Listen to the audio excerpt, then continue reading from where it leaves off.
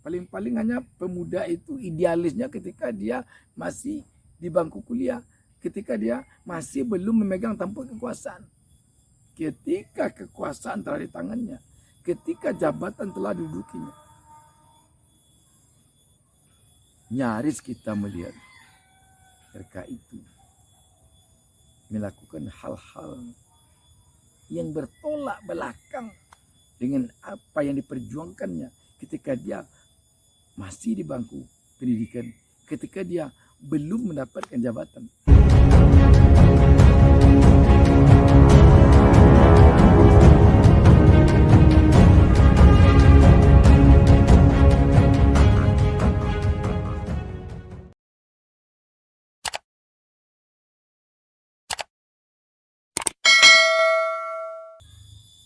Assalamualaikum warahmatullahi wabarakatuh. Jumpa lagi dengan saya Bustaminarda. Kembali saya mendoakan kepada Allah Subhanahu wa taala, Tuhan Yang Maha Esa. Semoga seluruh penonton channel YouTube Bustaminarda selalu dilindungi Allah Subhanahu wa taala dan agar selalu sukses. Sahabat BN, sudah 93 tahun sumpah yang diucapkan oleh para pemuda yang intinya membuktikan bahwa kecintaan mereka kepada bangsa dan negara ini. Tepatnya pada tanggal 28 Oktober tahun 1928 silam. Pada peringatan Hari Sumpah Pemuda pada tanggal 28 Oktober tahun 2021 ini, banyak yang patut kita catat untuk mengevaluasi apa yang telah kita alami selama ini dan untuk menatap ke depan menuju masa yang lebih baik. Satu hal yang perlu kita lihat adalah kita masih saja memiliki catatan-catatan yang cukup memprihatinkan, yang perlu kita jadikan bahan evaluasi untuk menatap masa depan kita ke arah yang lebih baik. Satu hal contohnya, yang baru saja terjadi, tewasnya seorang mahasiswa, seorang anak muda dalam tindakan kekerasan pada saat mengikuti diklat Menwa UNS Universitas 11 Maret. Ini merupakan catatan gelap yang patut kita jadikan bahan evaluasi kita. Mengapa setelah 93 tahun ikrar Sumpah Pemuda diucapkan pemuda, hari ini masih ada pemuda yang menjadi korban karena tindakan kekerasan.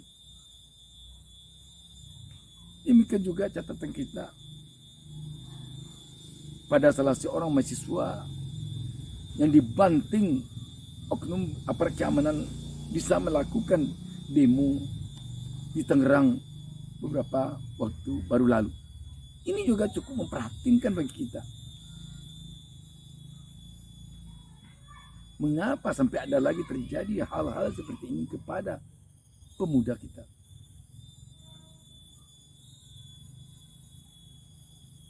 Sahabat BN, satu hal yang membuat ini terjadi tampaknya adalah karena kita di negeri ini sangat sulit mengucapkan maaf, meminta permohonan maaf terhadap apa-apa yang telah kita lakukan, yang jelas-jelas itu adalah sebuah kekeliruan, sebuah kesalahan. Akibat dari sulitnya kita meminta maaf, maka kita merasa benar terus. Sehingga kejadian kekeliruan yang terjadi itu sampai berulang-ulang terjadinya. Kalaulah kita dengan mudah meminta maaf, maka kita tentu akan ingat selalu bahwa yang kita lakukan itu adalah keliru, adalah salah, adalah tidak tepat. Tetapi karena kita sulit sekali untuk mengucapkan maaf, maka kita merasa benar terus. Betapa banyaknya hal-hal yang seharusnya kita jadikan itu evaluasi sebagai sebuah kekeliruan, sebagai sebuah kesalahan, sebagai sesuatu yang mungkin tidak patut dilakukan. Tetapi toh permintaan maaf itu tidak dilakukan. Sebut saja kasus ucapan Menteri Agama yang mengatakan bahwa jabatan Menteri Agama itu adalah hadiah untuk NU, yang heboh saat ini. Sebenarnya ini karena mungkin hal itu tidak patut diungkapkan oleh seorang menteri dalam kesempatan apapun. Apa salahnya meminta maaf? Tetapi kita tidak mau biasanya melakukan itu dan berat melakukan itu.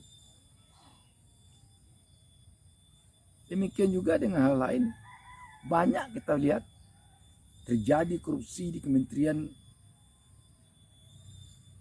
yang dilakukan langsung oleh menteri, di mana menterinya berasal dari partai. Mana ada kita mendengar ketua partainya mengucapkan permintaan maaf kepada rakyat? Tidak ada. Terjadinya pembunuhan terhadap 6 laskar FPI di kilometer 50. Sampai saat ini tidak ada yang memohon maaf. Tidak ada. Akibat sulitnya kita melakukan permintaan maaf, maka kejadian yang nyaris sama tetap berulang-ulang. Kekeliruan yang nyaris sama tetap berulang-ulang. Dan ini merupakan keprihatinan bagi bangsa ini.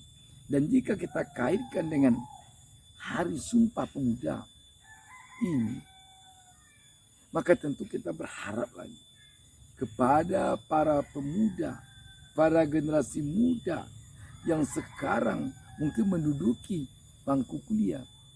Sadarilah bahwa di saatnya nanti Anda memegang kekuasaan, di saatnya nanti Anda menjadi pengambil keputusan, tolong camkan pada diri Anda. Jika Anda memang bersalah, setidaknya bersalah menurut rakyat, keliru menurut rakyat, janganlah berat Anda mohon maaf, minta maaf kepada rakyat. Jangan Anda merasa menang terus. Kalau di negara-negara maju kita melihat bukan hanya minta maaf, mundur. Betapa banyak menteri-menteri yang mundur. Malah kepala negara mundur karena sesuatu hal yang langsung diakuinya bahwa itu adalah kekeliruan. Mungkin tidak dia langsung melakukan kekeliruan, tapi bawahannya berarti dia yang merasa bertanggung jawab. Dia mundur. Kita jangan mundur, minta maaf saja nggak mau. Inilah membuat kita merasa benar terus. Sehingga dari generasi ke generasi nyaris tidak ada perubahan di negara kita. Kekeliruan yang sama dilakukan. Pemuda masa lalu ketika dia telah memegang tampuk kekuasaan, telah berada di dalam sistem kekuasaan, dia melakukan kesalahan biasa. Nanti ketika itu berganti dengan pemuda selanjutnya juga demikian. Paling-paling hanya pemuda itu idealisnya ketika dia masih di bangku kuliah, ketika dia masih belum memegang tampuk kekuasaan. Ketika kekuasaan telah di tangannya, ketika jabatan telah didudukinya, nyaris kita melihat mereka itu melakukan hal-hal yang bertolak belakang dengan apa yang diperjuangkannya ketika dia masih di bangku pendidikan, ketika dia belum mendapatkan jabatan. Jadi bagaimana?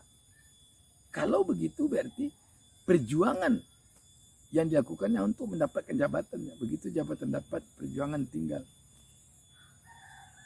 Nah, di hari Sumpah Pemuda ini kita tentu berharap bagaimana pemuda saat ini ketika nanti telah memegang jabatan, atau pemuda saat ini yang telah memegang jabatan di pemerintahan khususnya, jadilah pemuda yang benar-benar selalu memegang teguh ikhras Sumpah Pemuda. Semoga ada manfaatnya. Assalamualaikum warahmatullahi wabarakatuh.